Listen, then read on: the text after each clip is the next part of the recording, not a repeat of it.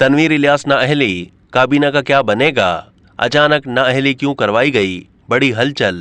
वजीर आजम आज़ाद जम्मू कश्मीर सरदार तनवीर इलियास की नाअहली के बावजूद हुकूमत और काबीना कायम रहेगी।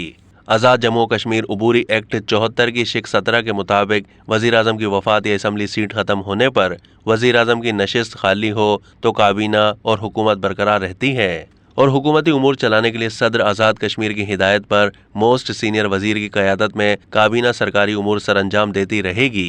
पीटीआई के चेयरमैन इमरान खान की जानिब से मंगल की रात हंगामी तौर पर तलब करदा तहरीक इंसाफ आज़ाद कश्मीर की पार्लिमानी पार्टी का इजलास सरदार तनवीर इलियास की वकला से मशावरत और सुप्रीम कोर्ट में अपील दायर करने की तैयारियों की वजह से मुलतवी कर दिया गया, जो बुध के रोज मुनक्किद होगा। अगर सुप्रीम कोर्ट से सरदार तनवीर इलियास को हुक्म इम्तनाई ना मिला तो इमरान खान खुद वजारत उज़्मा का नया उम्मीदवार नामजद करेंगे। वाज़ेह रहे कि कानून साज असम्बली के 53 रुकनी ऐवान में सरदार तनवीर इलियास की नाअहली के बाद अरकान असम्बली की तादाद 52 रह गई है। इसलिए वजारत उज़्मा के उम्मीदवार को कामयाबी के लिए कम अज़ कम 27 वोट हासिल करना होंगे।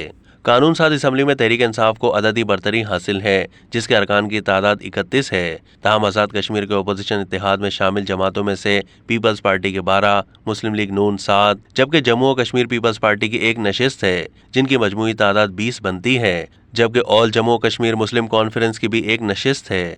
अब तक के लिए इतना ही। मजीद मालूमात के लिए डेली जंग के यूट्यूब चैनल को सब्सक्राइब कीजिए।